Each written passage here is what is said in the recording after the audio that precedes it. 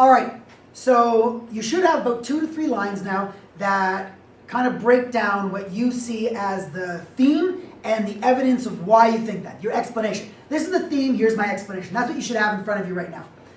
That would be the beginning or the foundation of an interpretive or analytical response. That's what you would have right now.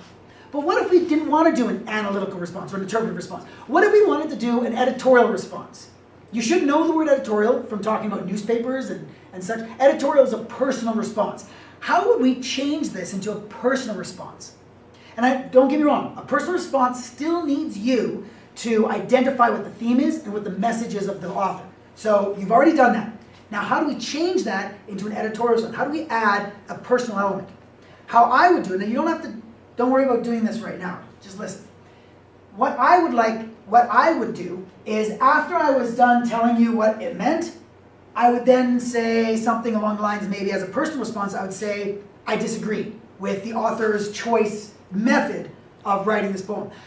I would say something like, Shakespeare is trying to be funny, but if I was a lady and I were to receive this from a guy that was interested in me, I'd be like, oh, this is very cute, this is really funny, but you've just listed about 7 things that you don't really like about me, that you think I'm weak. You think I have black wires on my head. You think my skin is a little more grayish. You think my lips are kind of pale. You'd rather listen to music than my voice, and you think I trek. You think I walk like an elephant or some such.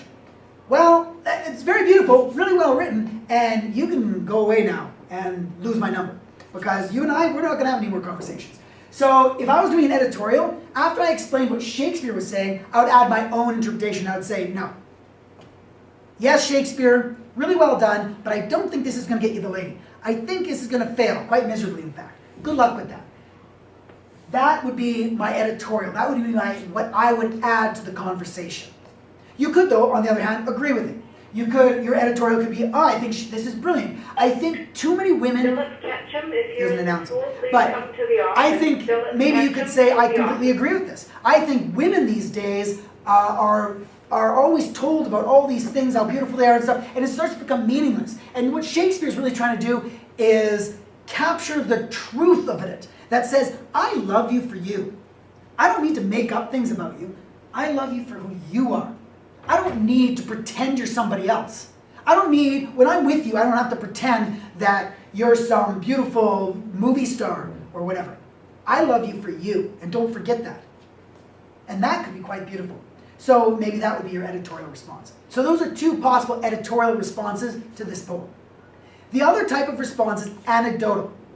The word anecdotal means a story, a related story, a story that is related relative to the one that's just been told, or that has some relevance to a tale or a poem or a novel that you just read. So an anecdotal story. So if I was to do an anecdotal, I would be comparing this to something that in real life. So I might use this and compare it to an experience I've had. I remember a time when my friend, sure, we'll call him George. I had a friend, George. George said that he really liked this woman, and I didn't see it. I didn't see what he liked in this girl. I was like, really? Her skin's kind of pale. She's got a lot of acne going on. Her hair's all frizzy all the time. I don't know, George. Okay. That's exactly what Shakespeare's saying, maybe.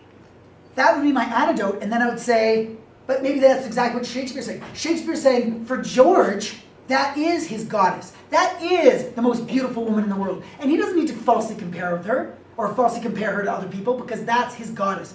He knows exactly who she is, and he loves her for her. And that would be my anecdotal response. I would say, I see how George and Shakespeare are similar. George's story and Shakespeare's story are the same. That might be an anecdotal story. Or maybe you watched a movie where there was the movie star and the girl next door, and the whole movie was about comparing one to the other. You could compare Shakespeare's story to that movie. You'd have to explain a little behind the movie, but you could compare it to the movie and talk about how Shakespeare is similar or dissimilar from it and what that means to you. So an anecdotal is a lot like an editorial, except you're bringing in a story to relate it to. All right, what's going to happen now?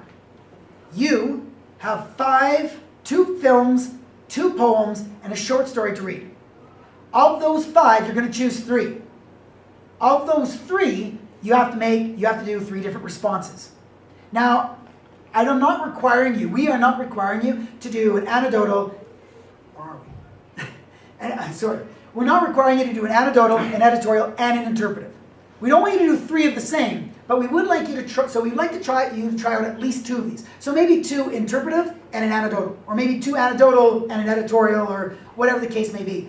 But of the 3 you choose, of the 5 total, we need you to respond to it. It's probably going to be at least 1 paragraph, likely 2, maybe even 3 paragraphs, where you're going to have to explain, A, what the film, poem, or short story means. So what's its theme? What is the author's message? And then either give a editorial, like a personal response, or an anecdotal that helps us better understand the